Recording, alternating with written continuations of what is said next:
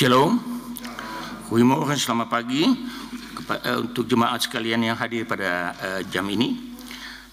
Atas nama Gereja Perkini Nederland di Amsterdam Zuidoost, saya mengucapkan selamat datang untuk jemaat sekalian dan juga untuk mereka yang baru pertama kali hadir di dalam ibadah gereja di Amsterdam Zuidoost ini, juga untuk jemaat-jemaat yang mengikuti melalui siaran online.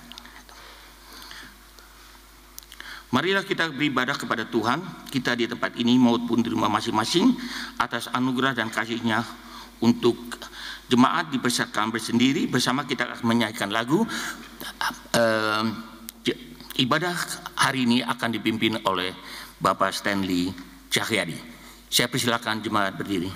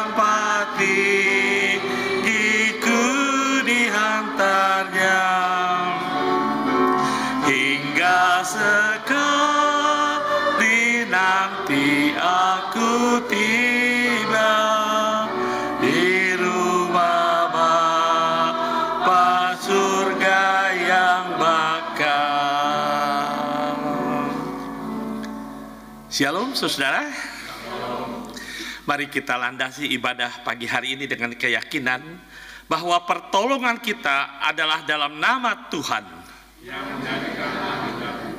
yang tetap setia selama-lamanya. Kasih karunia dan damai sejahtera dari Allah Bapa kita dan dari Tuhan Yesus Kristus dan Roh-Nya yang kudus menyertai saudara sekalian. Silahkan duduk.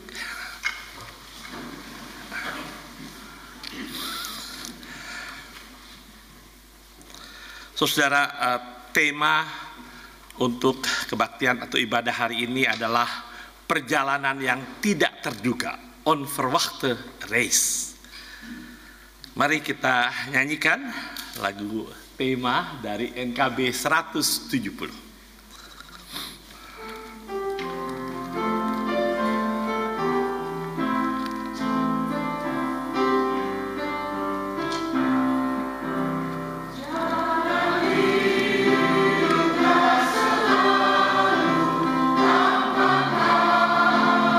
Namun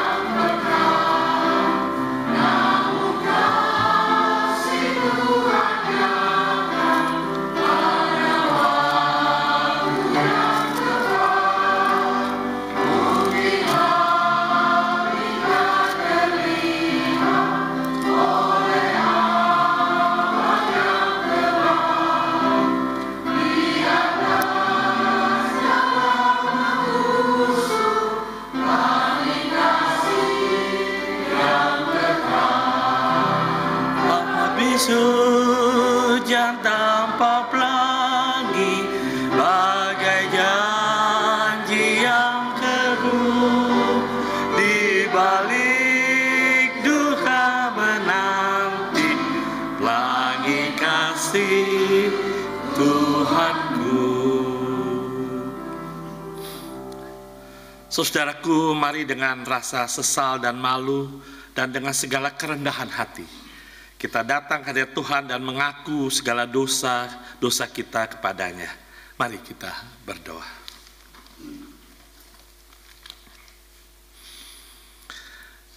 Ya Bapa yang Maha Kudus dan penuh pengasihan, kami mengaku kepadamu seperti kami mengaku satu kepada yang lain, bahwa kami telah bersalah baik dalam pikiran, perkataan, dan perbuatan, maupun dalam kegagalan kami untuk berbuat baik.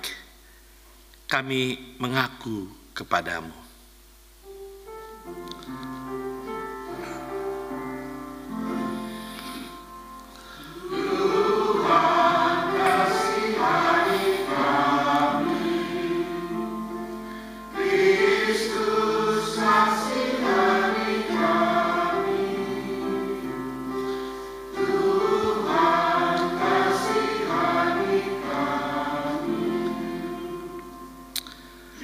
Segala kekurangan kami sebagai orang percaya yang telah Engkau kuduskan di dunia ini, kelemahan iman dan ketidaksetiaan, ketertutupan dan ketidakjelasan dalam kesaksian, pelanggaran dan kelalaian, kami mengaku kepadamu.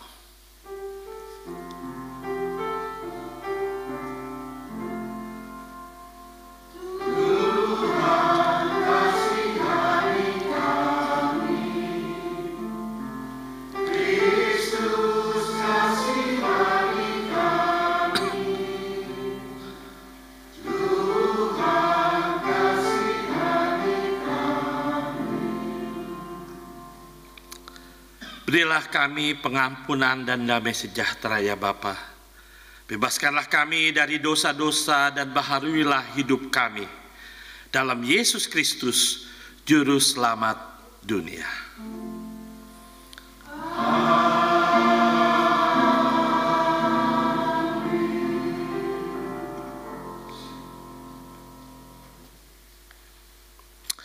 Saudara, jika kita mengaku dosa kita, maka Tuhan kita adalah Tuhan yang adil dan setia dan adil. Sehingga Ia akan mengampuni kita dari segala salah dan dosa kita, dan menyucikan kita dari segala kejahatan. Oleh sebab itu, mari kita saling mengampuni dan memaafkan satu dengan yang lain, agar kasih Kristus nyata dalam kehidupan kita sehari-hari. Saudara, saya undang untuk saudara bangkit berdiri. Dengarkanlah petunjuk hidup baru yang terambil dari Yohanes 14 ayat yang ke-6. Kata Yesus kepadanya, "Akulah jalan dan kebenaran dan hidup. Tidak ada seorang pun yang datang kepada Bapa kalau tidak melalui aku." Kita akan memuji Tuhan dari lagu Kidung Jemaat 332.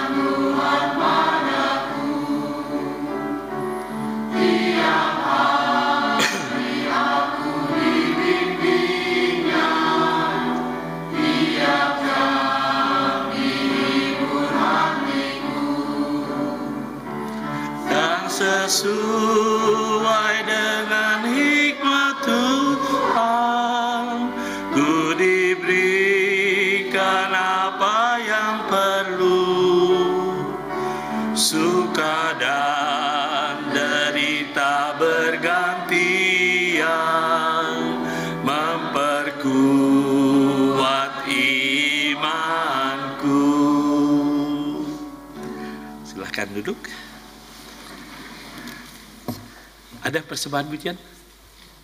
Tidak, ada, silakan.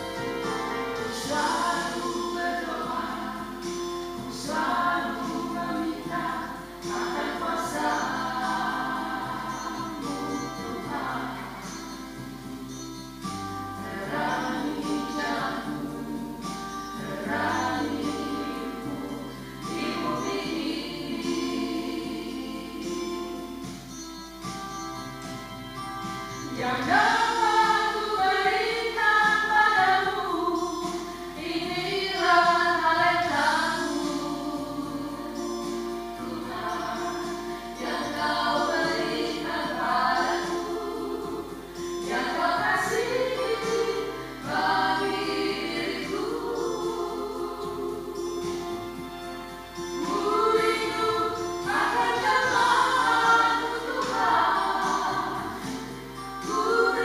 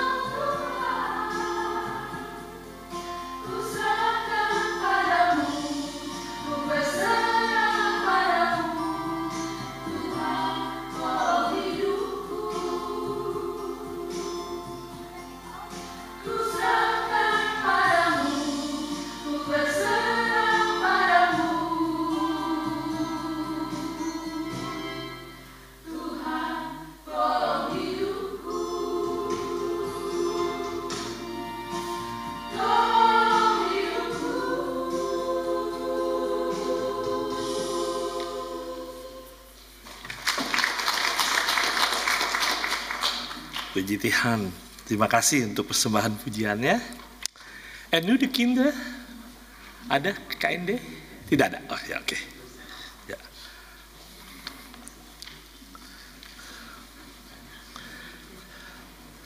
Sebelum kita akan mendengarkan pembacaan firman dan pemenungannya, mari kita bersatu dalam doa. Kita berdoa. Kami bersyukur dan berterima kasih ya Tuhan, jikalau pada pagi hari ini kami sebagai anak-anak-Mu diberi kesempatan untuk beribadah bersama. Biarlah kehadiran kami bukan karena kebiasaan, rutinitas, tetapi kami hadir karena kami rindu untuk bersekutu dengan Tuhan dan saudara kami seiman.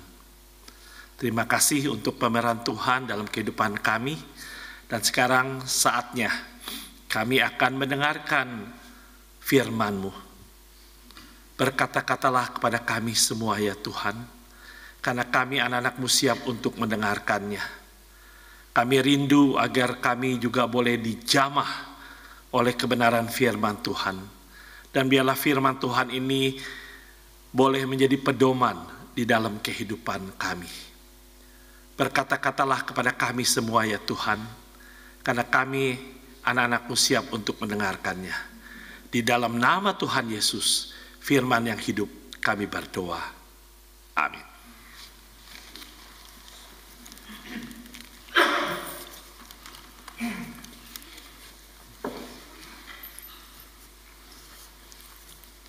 Pembacaan firman pada pagi hari ini terambil dari Rut 1 ayat yang ke-15 hingga yang ke-18. Demikianlah firman Tuhan.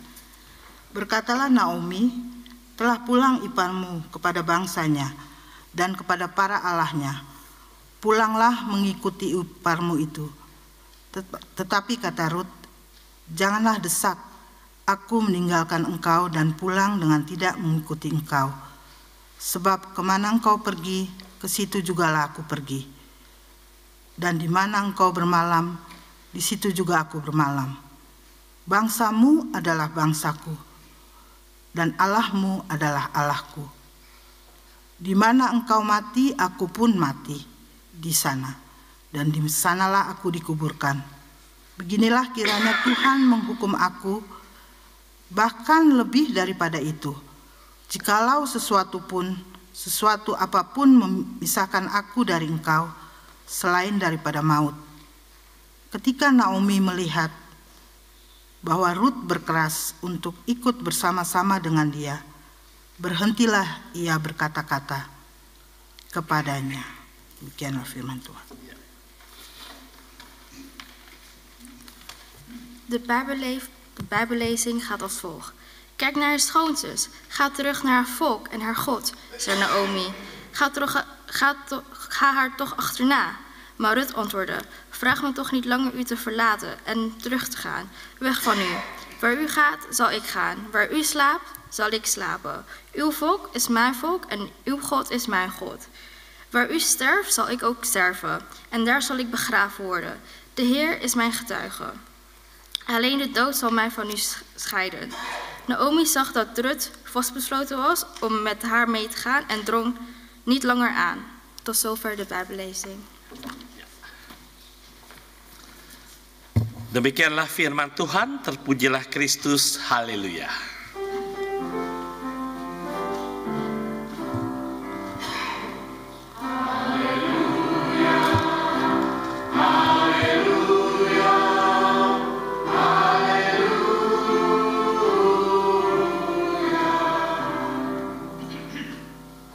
Terima kasih Suster Lydia Bedang, Suster Sarah.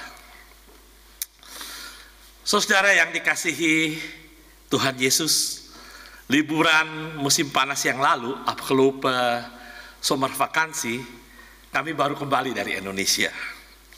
Tujuan liburan kali ini adalah bersama dengan Santi, istri saya, karena dia harus mengikuti ujian sertifikasi menjadi konselor di Jakarta.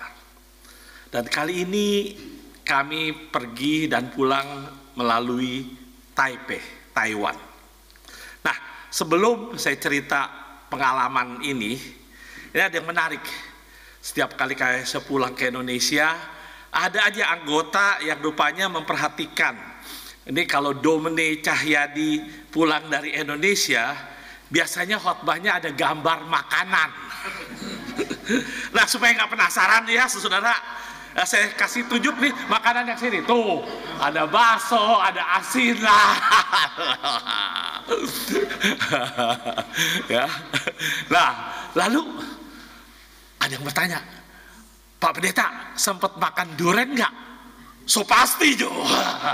Tuh, waduh, jangan giler ya. Ini apa namanya, munsangking atau apa ya. Nah, tapi saudara, yang saya mau ceritakan, yang saya mau bagikan dari liburan kali ini adalah pengalaman perjalanan yang tidak terduga, khususnya ketika kami naik pesawat terbang. Nah, sebelum kami berangkat, itu sudah terjadi peristiwa berita tentang turbulensi pesawat yang menderita ya, yang mengalami turbulensi SQ Emirat ya. Waduh, istri saya itu dengar ini langsung siap-siap dia searching di internet, cari data apa sih turbulensi, dia pelajari begitu. Lalu ketika kami berangkat ke Indonesia via Taipei naik KLM, nah sang pilot mengumumkan bahwa perjalanan ke Taipei agak berubah ya. Biasanya kalau dari daratan Cina nyebrang langsung Taipei, tapi dia bilang kali ini ada Typhoon Gemi yang akan melewati Taipei dan menuju Cina. Oleh sebab itu di tengah udah belok dulu, kemudian via Hong Kong baru ke Taipei. Tapi waktu itu kami belum sadar akan adanya typhoon ya. Nah, jadi memang ketika pesawat itu mau turun begitu kerasa saudara, begitu ya, turun lagi. Lalu ketika mendarat di bandara itu penumpang semua tepuk tangan. Kami bingung nih kenapa tepuk tangan ya, kami juga ikut tangan dia. Tapi nggak tahu apa yang terjadi, tepuk tangan aja. Nah, lalu sesudah itu di bandara ada pengumuman papan delay. Wah, ternyata pesawat kami itu salah satu pesawat yang terakhir yang diizinkan mendarat di bandara Taiwan, Taipei. Setelah itu airportnya ke Sloten ditutup. Nah, kami masih belum tahu. Lalu perjalanan ke hotel naik taksi, ya, belum pernah keluar Taipei. Ini mana orang-orangnya nih, nggak ada orang. Ini masa Taipei nggak ada orang ya? Ya udah begitu ya. Ini seperti kayak kota mati. Nah, lalu ketika kami sampai di hotel, kami putar televisi. Waduh, typhoon. Kami baru sadar kalau pada waktu kami mendarat itu, ya itu terjadi typhoon. Mereka sudah mengantisipasi. Ya. Nah, ada satu, itu kami bersyukur ya, akhirnya beberapa hari di Taipei, lalu kami ke Indonesia, sampai di sini. Nah, sekarang perjalanan rencananya mau kembali ke Belanda via Taipei lagi. Nah, itu rencananya tanggal 21 Agustus kami akan naik pesawat EVA Air BR238 ya, dari Bandara Soekarno-Hatta ke Taipei begitu ya. Nah, itu hari Rabu. Hari Seninnya saya dengar kabar. Hari Minggunya, sehari sebelumnya, pesawat yang akan kami naiki, EVA Air BR238, kena turbulensi. Lalu 6 cabin krunya itu luka-luka. Waduh, saya ketika saya baca berita itu hari Senin ya, ini Rabunya kita akan berangkat. Saya diam aja, saya nggak cerita yang sebelah saya. Sebelah saya rupanya baca juga. Ya, udah diam-diam. Gitu, udahlah diam-diam. Tahunya ada salah satu teman telepon istri saya. Dia bilang, kamu nanti pergi ya, hati-hati itu kena turbulensi. Ya ampun. Kita udah diam-diam, ada yang beritain lagi, ya. Nah, udahlah, mau apa lagi? Pasrah. Pas hari Rabunya kami naik pesawat itu, ya. Nah, ketika duduk, ya tentu kami berdoa, ya kami serahkan. Pilotnya bicara, kaget lagi. Kali ini pilotnya ternyata seorang wanita. Waduh, kaget saya. Belum pernah, bukannya apa-apa nih, bukannya rasis atau enggak, bukan gitu, tapi belum pernah naik pesawat pilotnya perempuan. Waduh, gimana ini? Ya, coba bayangin, kalau naik bus mah enak, stop langsung kita keluar. Ini udah di pesawat, disuruh duduk pakai seat belt lagi, nggak bisa apa-apa. Ya udah, tahu sendiri, doanya semakin kencang. Tapi saudara, itu memang ada ada turbulensi sedikit. Tapi ketika mendarat di Taipei, waduh, mendaratnya mulus, hebat sekali pilot perempuan ini. Saya pikir ini kalau perempuan pilotnya pakai bed full. Kalau laki, tapi yang puji Tuhan selamat. Ya, nah, jadi saudara, kita bersyukur ya, saya selamat ya, terima kasih untuk dukungan doa sekalian ya. Tapi perjalanan ke Indonesia kali ini banyak hal yang tidak terduga. Kita sungguh nggak berdaya ya. Nah, perikop kita hari ini ya juga menceritakan tentang suatu perjalanan yang tidak terduga yang dialami oleh tokohnya yang bernama Rut.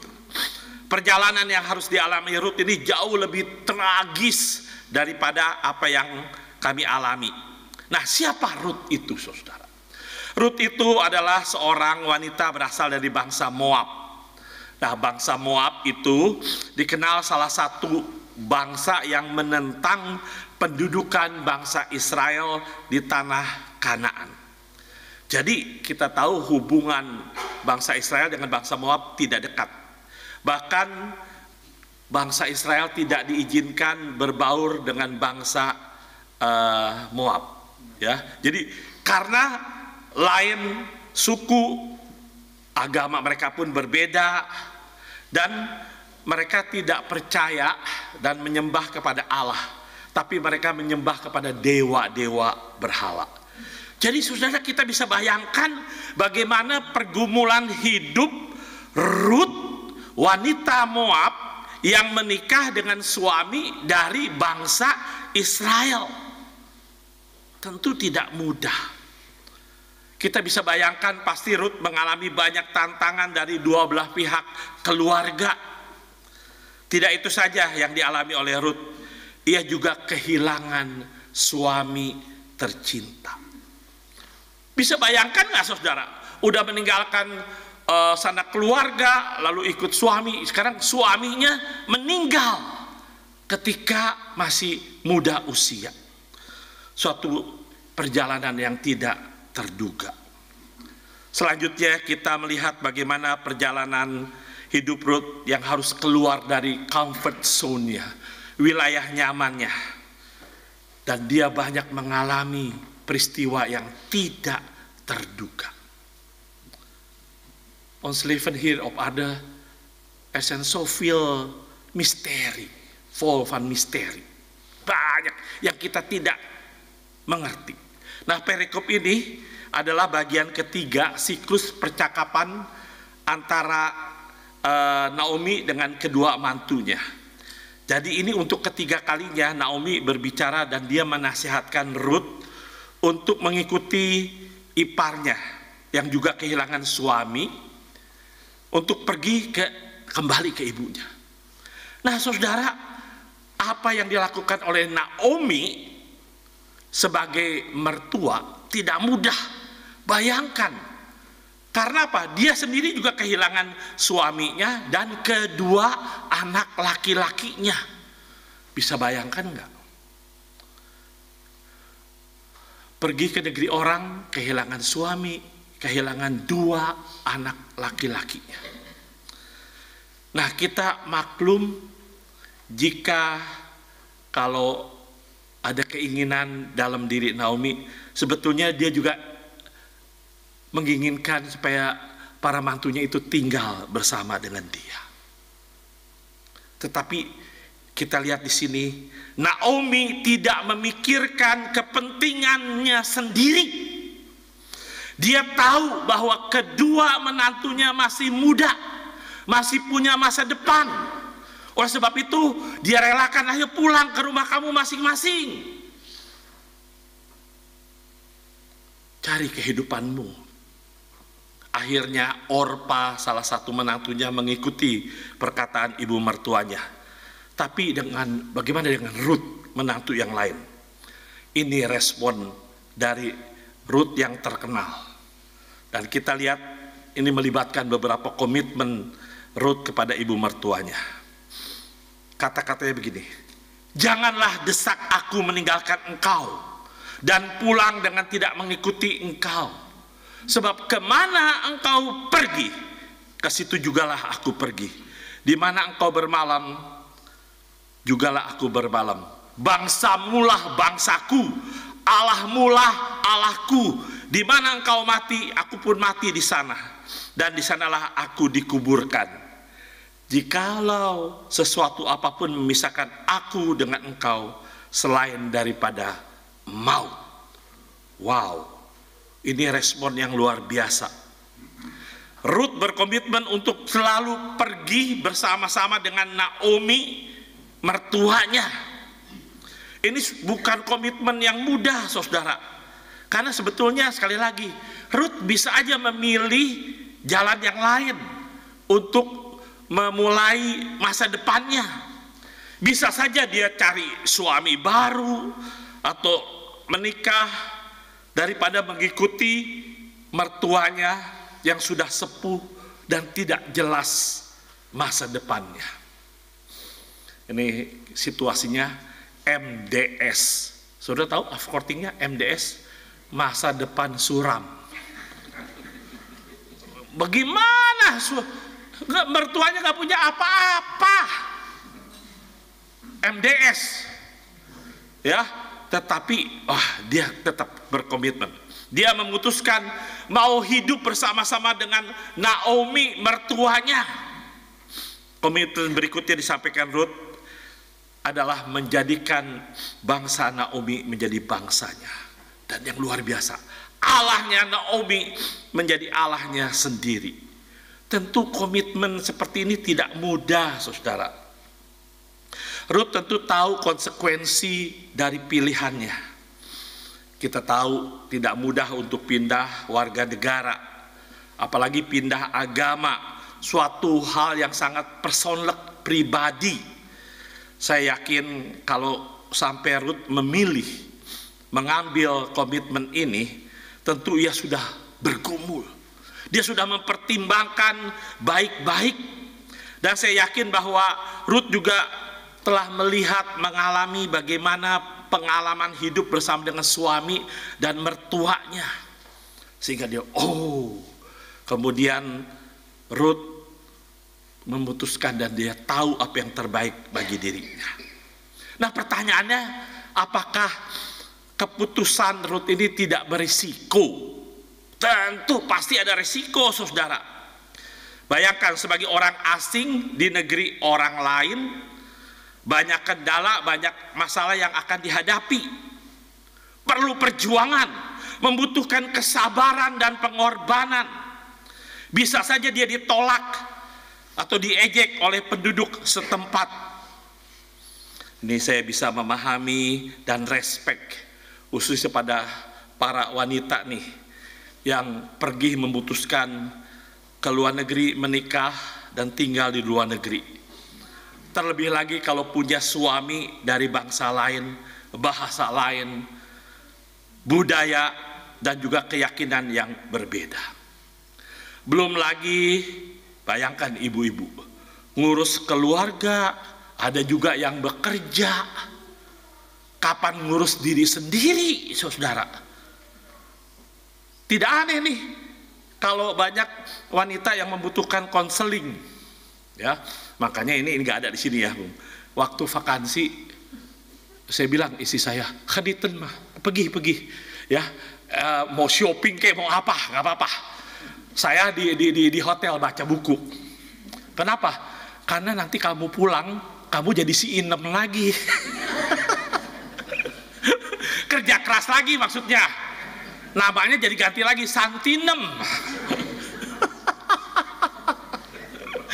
Makanya lagi liburan nikmatin. Nah, ini wanita di sini, waduh, puji Tuhan, nggak gampang, ya. Nah, saudara, kembali kepada cerita Ruth. Kasih dan komitmennya begitu besar kepada ibu mertuanya sehingga dia rela keluar dari comfort zone-nya.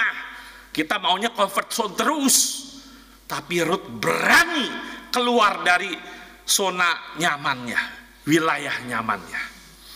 Apalagi ketika ia memutuskan untuk beriman kepada Allahnya Naomi.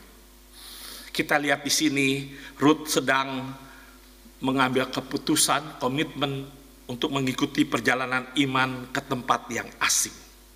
Ia seorang perempuan asing di keluarga bangsa Israel. Dia meninggalkan rumahnya, keluarganya, pergi untuk hidup bersama dengan suami yang dicintainya. Lalu suaminya meninggal, tetapi dia tetap memutuskan untuk peduli dan setia kepada ibu mertuanya, yang pada waktu itu juga kehilangan suami dan kedua anak laki-lakinya. Nah, saudara, itu komitmen yang diberikan oleh Ruth. Ada satu komitmen lagi yang dibuat Ruth kepada ibu mertuanya, yaitu apa? Dia ingin ketika mati dikuburkan di tempat Naomi juga dikubur. Wow, menurut tradisi kuno waktu itu, dikubur bersama dengan keluarga itu menjadi sesuatu hal yang penting. Kita lihat di sini komitmen dari Ruth. Komitmen bukan hanya omongan, tetapi dia lakukan secara pribadi. Tidak saja dia berkomitmen kepada bangsanya, Tuhannya, tetapi dia mau dikubur bersama dengan mertuanya. Bahkan Ruth berani mengakhiri janjinya kepada mertuanya dengan bersumpah bahwa kepada Tuhan, ya, bersumpah kepada Tuhan bahwa hanya maut yang memisahkan komitmennya kepada ibu mertuanya. Dan kita tahu cerita selanjutnya, saudara, tidak mudah, tetapi kita lihat Ruth tidak berjalan sendiri di dalam perjalanan imannya.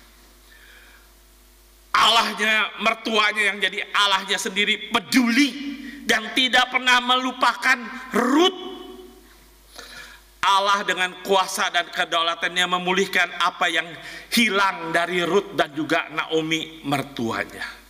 Nah, saudara, perjalanan hidup kita sebagai pengikut Kristus penuh dengan misteri sekali lagi. Kemarin saya berduka karena salah satu teman saya di Indonesia tiba-tiba meninggal. Jatuh licin, hanya mau membeli buah di Indomaret apa-apa, jatuh kena kepalanya. Usianya belum 70. Banyak kejadian dan peristiwa yang tidak terduga yang mungkin kita alami. Tapi pertanyaannya, apakah kita tetap percaya kepada Tuhan? Iman kita diuji ketika kita mengalami kesulitan, ketika kita mengalami peristiwa yang tidak kita inginkan. Apakah kita tetap punya iman dan komitmen seperti Ruth?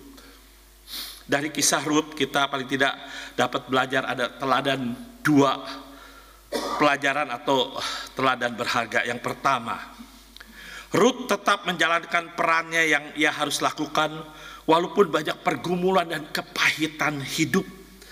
Dia tidak mengasihi dirinya sendiri, tidak fokus kepada dirinya sendiri, tapi terus fokus menjalankan peran yang Tuhan percayakan untuk menjadi berkat bagi orang lain. Yang kedua, kita lihat ketika Ruth berusaha fokus dan menjalankan perannya, ternyata Allah tidak tinggal diam. Allah peduli dan memelihara hidupnya. Ruth tidak berjalan sendirian, tapi berjalan bersama dengan Tuhan yang ia imani. Dan memang dalam perjalanan imannya, ia banyak mengalami peristiwa hal-hal yang tidak terduga. Namun ia percaya bahwa semua kejadian yang tidak terduga itu berada dalam jangkauan dan kontrolnya Allah, dalam kedaulatannya. Ini penting, saudara. Dalam hidup ini kita cuma pemeran, aktor dan aktris. We zijn geen regisseur, bukan sutradara. Maunya jadi sutradara, enak ngatur sini ngatur sana. Tapi kita aktor aktris. Siapa yang suka nonton drakor? Bangga nggak jadi aktor aktrisnya drakor? Kita lebih hebat lagi, drakris, dramanya Kristus. Waduh, bangga nggak saudara-saudara saya aktor aktrisnya drama Kristus? Luar biasa. Jalanin peran yang Tuhan percayakan. Jangan banding-bandingin, jangan apalagi playing God mau jadi sutradara. Nah, kembali kepada perjalanan ke Belanda dari Taipei, kami naik KLM, ada lagi peristiwa tidak terduga. Kali ini pilotnya apa? Muda-muda, Noh Yong. Aduh, udah betul-betul nggak berdaya. Lalu dibilang ada goncangan ya. Walaupun banyak goncangan, tapi kami tenang. Kami sudah percayakan, berdoa, menyerahkan perjalanan kami ke dalam tangan Tuhan, Sang Pilot Agung kehidupan ini. Saya yakin, saudara pernah naik pesawat. Kalau nggak mungkin sampai ke Belanda. Tapi pertanyaannya, ketika kita naik pesawat, kita nggak pernah ngecek siapa yang jadi pilotnya, bukan? Tapi kita mau serahkan Tuhan, kita percayakan perjalanan hidup kita kepada pilot yang mengendarai pesawat itu. Kita tidak kenal, tapi kita mau menyerahkan perjalanan dan kehidupan kita ke dalam tangan pilot. Ada risiko? Tentu ada risiko. Pertanyaannya, kenapa kita sama pilot yang tidak kita kenal, kita percaya? Kenapa kita tidak menyerahkan hidup kita kepada Tuhan yang kita yakini dan kita sembah? Tuhan memberkati kita semua.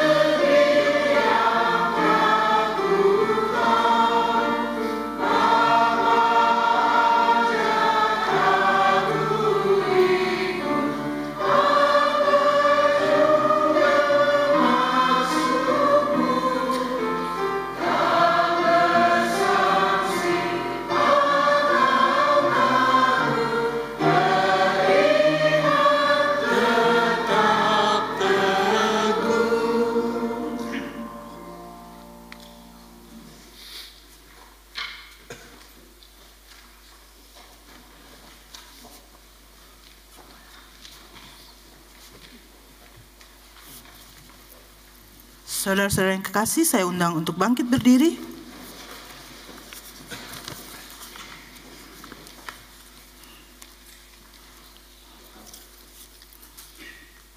Marilah kita bersama-sama mengikrarkan pengakuan iman rasuli bersama semua orang percaya di segala waktu dan tempat.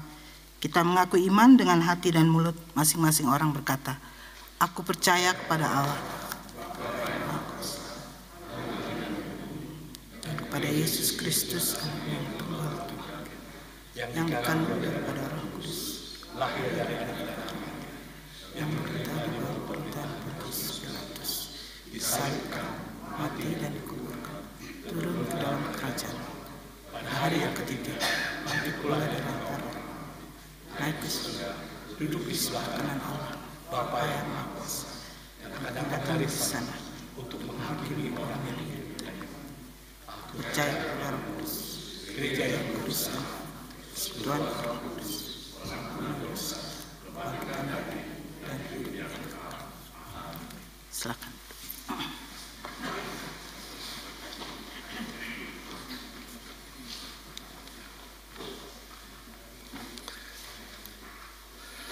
Mari saudara kita sehati, kita menaikkan doa syafaat, lalu nanti diakhiri dengan doa Bapa kami bersama. Mari kita. Kami bersyukur dan berterima kasih ya Tuhan, untuk pemeliharaan Tuhan dalam kehidupan kami. Kami menghayati kalau kami masih ada seperti kami ada, ini adalah anugerah Tuhan. Karena kehidupan kami ada dalam tangan-Mu.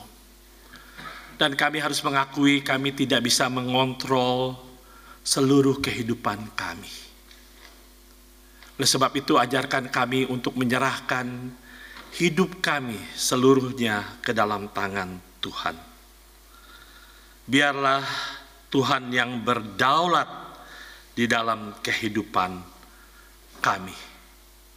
Apapun yang terjadi, walaupun banyak peristiwa kejadian yang kami tidak mengerti, biarlah kami meneladani Ruth yang tetap beriman, berkomitmen kepada Tuhan.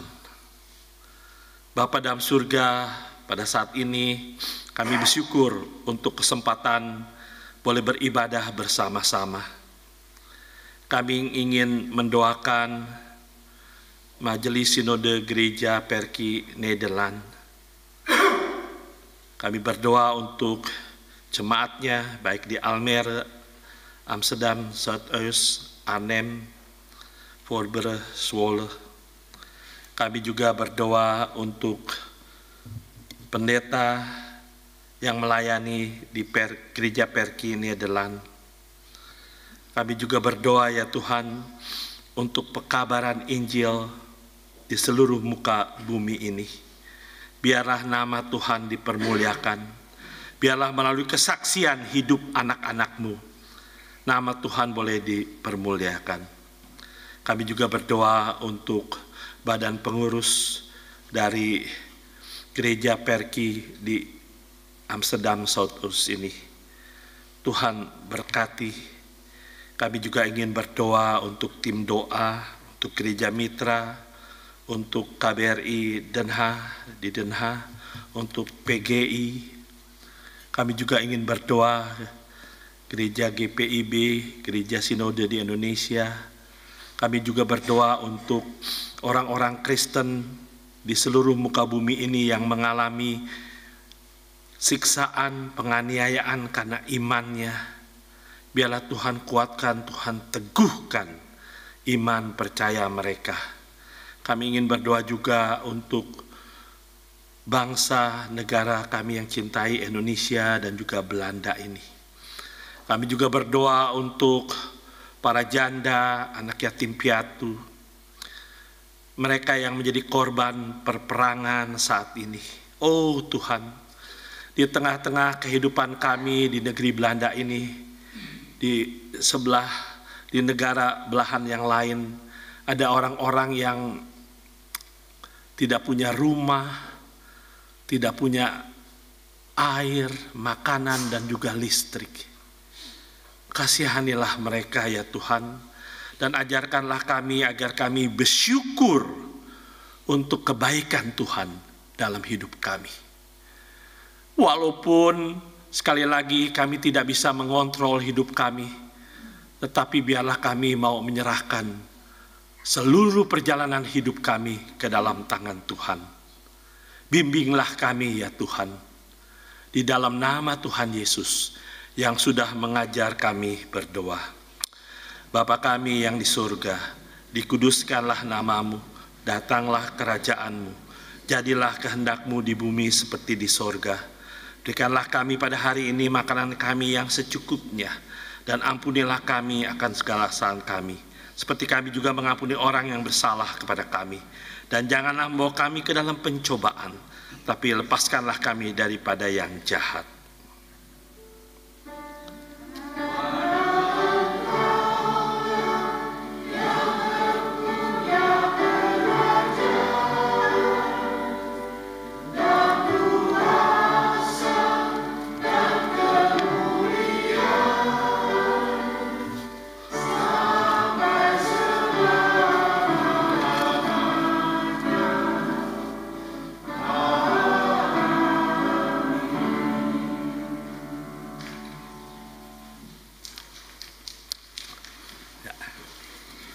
Maaf saudara, tadi saya baca perbedaannya dari sini ya.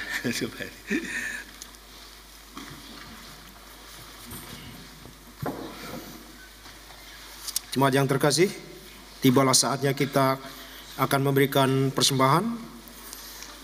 Ada 2 kantong persembahan. Yang pertama kantong biru untuk pelayanan diakonia dan kantong merah untuk pelayanan gereja.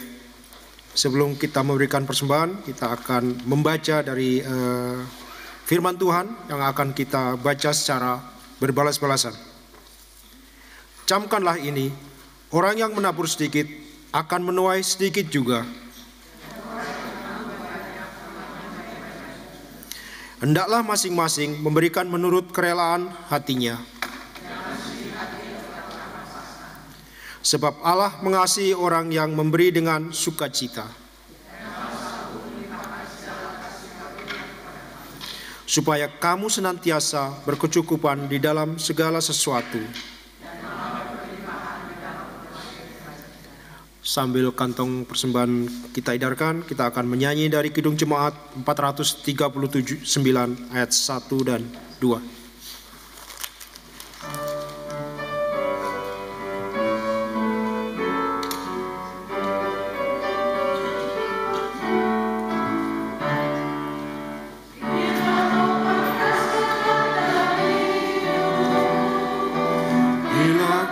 Asa dan letih lesu, Tuhan ketus satu hitunglah, kau niscaya kagum oleh kasih-Nya.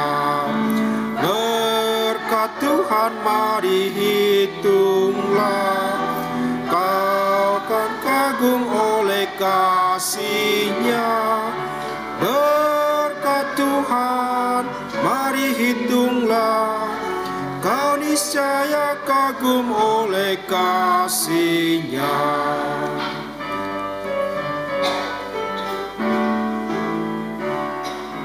Andaikan beban membuat pepenat, salib yang kau pikul menebus berat. Hitunglah berkat-Nya, pasti kau lega, dan bernyanyi terus penuh bahagia. Berkat Tuhan mari hitunglah, kau kan kagum oleh kasih-Nya. Berkat Tuhan mari hitunglah, kau niscaya kagum oleh kasih-Nya.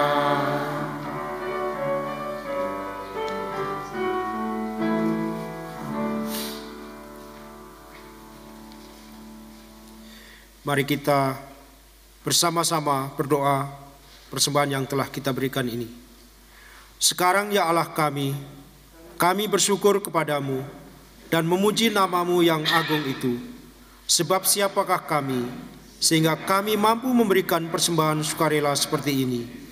Sebab daripada-Mulah segala-galanya, dan dari tangan-Mu sendirilah persembahan yang kami berikan kepadamu. Ya Tuhan, terimalah syukur hati kami, yang kami persembahkan dalam nama Yesus, Tuhan kami, yang adalah sumber hidup dan berkat. Amin.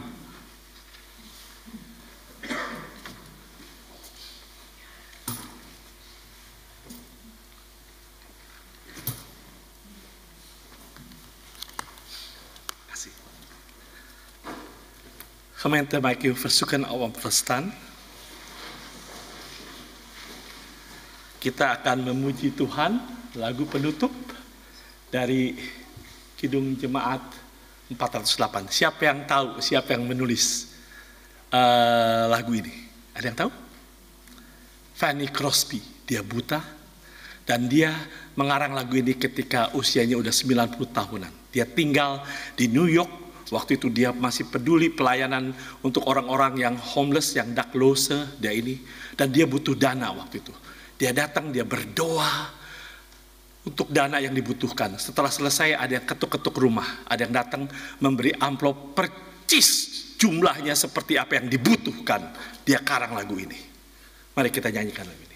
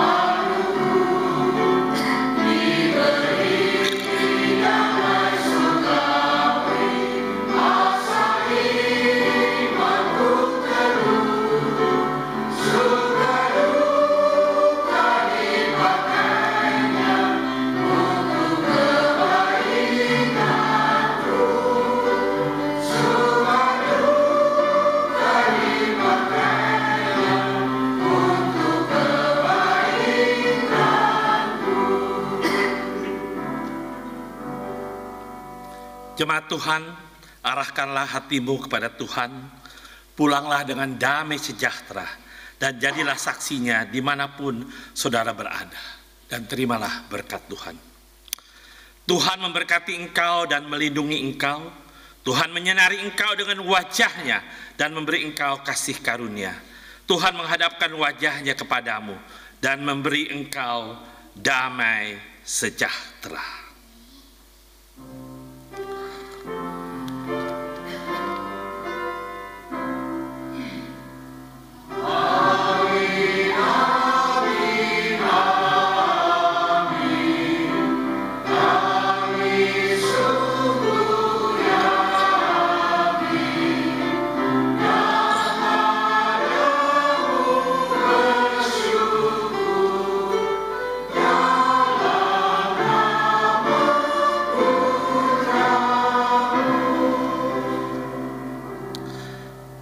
Gemeente, blijf staan, moment van stilte.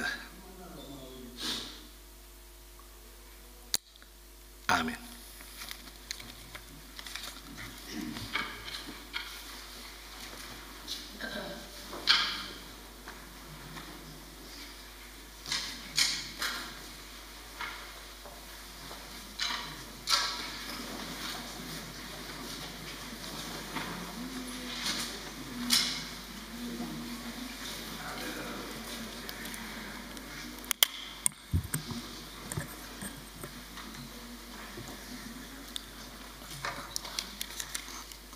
Warta berita pada siang hari ini, kami atas nama Majelis dan Jemaat Gereja Perkins Nederland di Amsterdam Zuidoost, kami mengucapkan banyak terima kasih kepada Bapak Pendeta Stanley Cahadi yang telah memimpin ibadah ini, dan juga kepada iringan dari pianis Ibu Susan Puskailer atas irangan musiknya, dan juga kepada tim Kantoria. Tidak lupa juga tadi ada masukan dari vokal group yang dibawakan oleh Ibu Foni dengan teman-teman, Ibu Edith, Ibu Siska dan Ibu Sandra. Terima kasih atas sumbangan lagunya itu. Kebaktian minggu depan 1 Desember dimulai pada pukul 9.30 di Gereja De Nieuwe Stad dan akan dipimpin oleh Bapak Pendeta Yohanes Linandi. Kolektif yang terkumpul pada kebaktian Minggu 17 September, kantong biru 155 60 sen, kantong merah 200 euro 90 sen, total 357,55 sen.